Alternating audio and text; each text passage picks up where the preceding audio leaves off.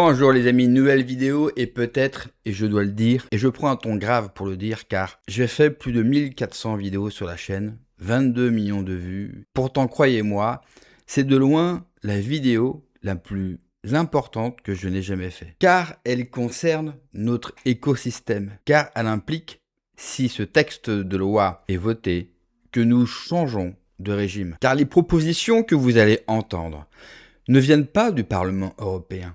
Oubliez tout de suite chat contrôle. À côté, c'est du pipi de chat par rapport à ce que vous allez entendre. Car aussi bien le PS, LR, la Macronie et les autres sont d'accord pour ce projet. Pourtant, je le sais, cette vidéo, et en plus il y a une grosse censure en ce moment sur YouTube, mais même sans censure, je sais que cette vidéo ne fera pas une tonne de vues. Bien souvent, vous êtes nombreux à me reprocher ou à reprocher à tous mes collègues nos titres putaclic, nos miniatures putaclic, nos sujets de tourner en boucle ou de trop parler par exemple de l'affaire Bruxelles-Macron. Au lieu d'être critique, et je les comprends, vous devriez plutôt vous interroger sur votre mode de consommation. Car quand nous essayons de faire autre chose, eh bien les vues, c'est-à-dire le public, ne suit pas. Car n'oubliez pas une chose, derrière ceux que vous regardez, eh bien il y a une vie de famille, et c'est leur métier, ils doivent, comme tout le monde, comme vous, gagner leur vie. Car quand vous cliquez sur une vidéo, YouTube ne vous demande pas un paiement. Le travail qui est fait par tout le monde sur YouTube, quoi qu'on pense du travail qui est fait, eh bien il est gratuit et chaque vidéo a un coût. Donc si des chaînes YouTube de cuisine, de voiture, de politique utilisent tous les mêmes méthodes, et moi le premier, avec des titres et des miniatures pour vous faire cliquer, c'est parce qu'on a compris et c'est parce que votre mode de consommation va se diriger plutôt sur un type de titre et de miniature que d'autres. On peut trouver ça désolant, mais c'est factuel et il faut faire avec. Mais ce que vous allez entendre est peut-être la chose la plus grave, et pourtant on en a vécu des choses graves depuis 10 ans d'Emmanuel Macron, mais je pense que cette fois-ci, c'est un point de non-retour que nous avons atteint. Je m'excuse d'avance pour cette longue introduction, mais je pense qu'elle était nécessaire, même si pour certains, bien sûr, et ils me le diront avec plaisir dans les commentaires, qu'ils ont trouvé ça lourdeau. Juste avant, bien sûr, de voir le premier extrait, n'oubliez pas, et vous connaissez la musique, de vous abonner, le pouce, le commentaire, le partage, le boost de la vidéo. On ne perd pas de temps et on regarde le premier extrait. Face à ce constat, nous avons voulu construire des réponses solides. Notre première préoccupation, c'est la protection de nos échéances électorales. Et pour cela, nous proposons la création d'un organisme indépendant de l'État, capable d'alerter en temps réel et de déclencher une riposte, évidemment pour les ingérences intérieures, celles que j'ai mentionnées il y a quelques instants. Un observatoire de la désinformation interne qui ferait pour les manipulations venues de l'intérieur ce que Viginum fait déjà pour les ingérences étrangères, mais avec une indépendance évidemment plus forte vis-à-vis du pouvoir exécutif et en s'appuyant sur des organismes de recherche. Il pourrait exiger d'une plateforme qu'elle modifie son algorithme ou qu'elle rende inactif un compte fautif en cas de danger imminent pour la sécurité d'un scrutin. Et si la plateforme refuse d'obtempérer, il pourra saisir l'Arcom pour qu'elle utilise ses pouvoirs de sanction qui peuvent aller jusqu'à demander au juge judiciaire un blocage pur et simple dans les cas les plus graves. Encore faut-il, vous avez bien compris le... Avez-vous bien compris? Cette fois-ci, c'est moi qui vous pose cette question. Avez-vous bien compris ce qu'ils sont en train de préparer? Bien souvent, on nous parle de l'ingérence étrangère. Les Russes, c'est la faute des Russes. Par exemple, s'il fait chaud et qu'il n'y a pas de clim dans ce pays, un seul pays au monde où il n'y a pas de clim, eh bien c'est la faute des Russes. Cette fois-ci, et là, ça change tout, on parle d'ingérence intérieure. Vous avez bien entendu, un organisme sera chargé de nous regarder, nous tous, Toxin, GPTV, moi-même, Idriss Aberkane, Greg, tous ceux qui s'expriment sur les réseaux sociaux, qu'ils ont une chaîne YouTube ou un profil suivi par 1000 personnes ou 400 000 personnes, tous ceux qui feront de l'ingérence dans la prochaine présidentielle et dans les prochaines élections, ce qui est très vague. Qu'est-ce qu'ils appellent ingérence? Contredire le narratif officiel? C'est exactement ça. Et à chaque fois, vous l'avez entendu, de manière automatique, ils demanderont à la plateforme de nous couper, de nous censurer. On change de régime. Pourquoi? En France, la République, la démocratie, est basée sur le fait que le seul souverain est le peuple. LOL. Dans les faits, on peut s'apercevoir que c'est pas foufou. Là, ça va encore plus loin.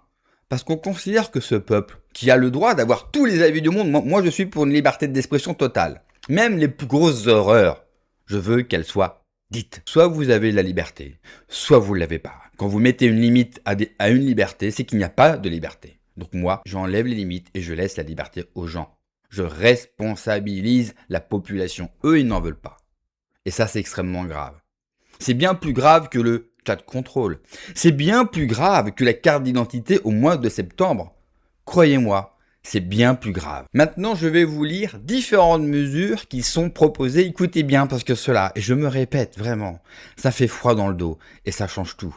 Faire invisibiliser des utilisateurs avant les élections. Un nouvel observatoire de la désinformation pourrait demander aux plateformes de modifier leur algorithme ou de réduire la visibilité d'un utilisateur considéré comme fautif. 2. Suspendre des algorithmes pendant une campagne électorale. Ce qui veut dire, imaginez que c'est adopté avant la prochaine présidentielle. Imaginez. Bien sûr, moi et les autres, on va faire des vidéos. Et vous savez ce qu'on en pense, bien sûr. On va pas vous inviter à voter pour le bloc central, soyons sérieux. Eh bien, on sera suspendu. Donc là, vous avez supprimé l'opposition en appuyant sur un simple bouton. Je vais vous donner un exemple pour ceux qui pensent que la censure n'existe pas. Le mois dernier, vous savez combien de vues j'ai fait sur un mois? Plus de 3 millions de vues, uniquement sur la chaîne principale. Sur ce mois-ci, je suis à 1,9 million de vues. J'ai perdu 2 millions de vues. Généralement, vous avez des périodes sur YouTube où c'est relativement plus calme. Mais vous allez perdre quoi? 200 000, 300 000, 400 000 vues tout au plus. Je viens de perdre plus de 2 millions de vues. J'ai des vidéos qui atteignent difficilement 1000, 2000 vues. Vous voyez, ça c'est la maîtrise de l'algorithme. Quand l'algorithme ne veut plus vous mettre en avant, eh bien vous dégringolez, peu importe votre nombre d'abonnés, parce que mine de rien, je n'ai quasiment bientôt 100 000.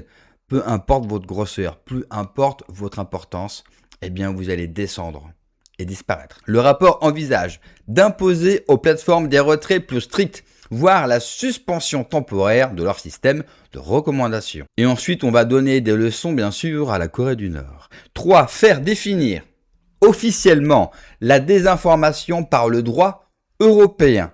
Elle serait ensuite classée selon des niveaux de risque faibles ou élevés. Bon, moi, je serais classé élevé automatiquement. Ou inacceptable. Ah, plutôt inacceptable. Avec des catégories particulières pour le climat, la santé ou d'autres sujets sensibles. Ils ne vont pas s'arrêter seulement aux différentes élections. Le climat, la santé, ça ne rappelle pas la période Covid et d'autres sujets sensibles. Pour faire simple, tous les sujets. Tous les sujets où nous, sur Internet, on va essayer de s'immiscer, bien sûr, pour apporter un autre discours. Eh bien, on sera éliminé.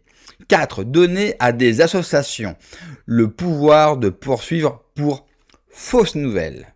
Ah bien sûr, je vous laisse imaginer qui va considérer que ce soit une fausse nouvelle.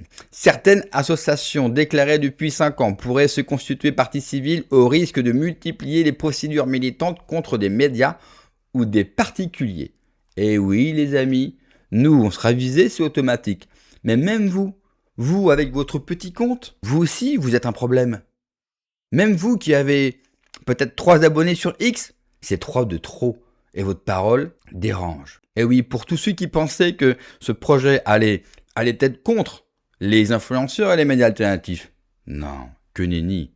Les particuliers aussi sont un problème. 5. Créer des délits de diffamation ou injures non intentionnelles liés à l'IA. Imaginez que j'ai envie, bien sûr, de faire une petite vidéo IA pour me moquer de telle personnalité politique interdite. Une personne ou une entreprise pourrait être sanctionnée lorsqu'un système IA produit un contenu diffamatoire, injurieux ou discriminatoire à la suite d'une simple négligence. Faire des fournisseurs IA des éditeurs responsables. Ils seraient juridiquement responsables de la manière dont leur algorithme sélectionne, organise et produisent l'information. Imaginez que, je parle avec ChatGPT ou avec Gemini, et que Gemini, malheureusement, va de mon sens et m'aide à créer une vidéo ou à faire quelque que soit d'autre qui va à l'encontre du récit officiel, eh bien, non seulement j'aurai des problèmes, mais Gemini aussi. Je ne sais pas si vous mesurez la portée de ce projet. 7. Faire choisir par les pouvoirs publics les médias que les plateformes doivent promouvoir. YouTube, TikTok, Instagram devraient paramétrer leur algorithme pour mettre en avant des services d'intérêt général désignés par les autorités. Traduction, si vous voulez faire beaucoup d'argent sur les réseaux sociaux, si vous voulez devenir millionnaire, je vous invite, dès que ce projet sera voté, parce qu'il a des grandes chances d'être voté, de créer des comptes à la gloire du système, pro-Europe, pro-Macron, pour que Macron revienne en 2032, etc., etc. Et comme vous allez recevoir, eh bien, une promotion, mais sans blague, hein, je le dis vraiment, sans aucune ironie, vous allez exploser. Ça va vous faire mal au cœur, mais si vous voulez gagner de l'argent facilement, enfin, entre guillemets, je vous conseille de le faire. 8. Étendre ce privilège à certains influenceurs sélectionnés. Des créateurs d'informations pourraient être reconnus comme services d'intérêt général, promus par les algorithmes et financés par de l'argent public. Qu'est-ce que je vous disais? Et en plus, vous allez pouvoir recevoir du financement public. Elle est pas belle la vie. Autant vous dire que j'ai déjà préparé quelques comptes. 9. Réguler les gros influenceurs comme des chaînes de télévision. On y vient. Dès qu'un programme aurait une forte audience et présenterait des risques sérieux, c'est extraordinaire. En gros, ils vous disent, dès que vous allez faire des vues, donc devenir trop important et trop gênant, hop, on vous censure. L'Arcom pourrait intervenir directement. Cette notion est suffisamment vague pour permettre une régulation politique très large. 10. C'est pas fini. Conditionner la reconnaissance officielle de la presse à des critères déontologiques. La CPPPAP, je ne sais pas ce que c'est, pourrait exiger une proportion minimale de journalistes professionnels, l'adhésion à certaines chartes et consulter des associations de déontologie avant d'accorder ou de retirer un agrément. Bref, déjà que les journalistes n'étaient pas extrêmement courageux, autant vous dire que le premier qui va déraper, on va lui retirer son agrément. 11. Retirer l'agrément aux médias utilisant trop d'intelligence artificielle. Eh oui, l'IA c'est génial. Sauf quand elle est contre vous. 12. Utiliser la publicité comme instrument de sélection idéologique. On y vient. Les achats publicitaires publics devraient exclure les sites qualifiés de désinformation. Exemple, je fais une pub pour ma chaîne sur TF1. Bon, autant vous dire que je n'ai pas le budget, mais imaginons que je l'ai grâce à vous. Vous avez fait péter ma cagnotte Tipeee. Bon, en même temps, ma cagnotte Tipeee, je crois qu'elle est de 56 €, mais bon.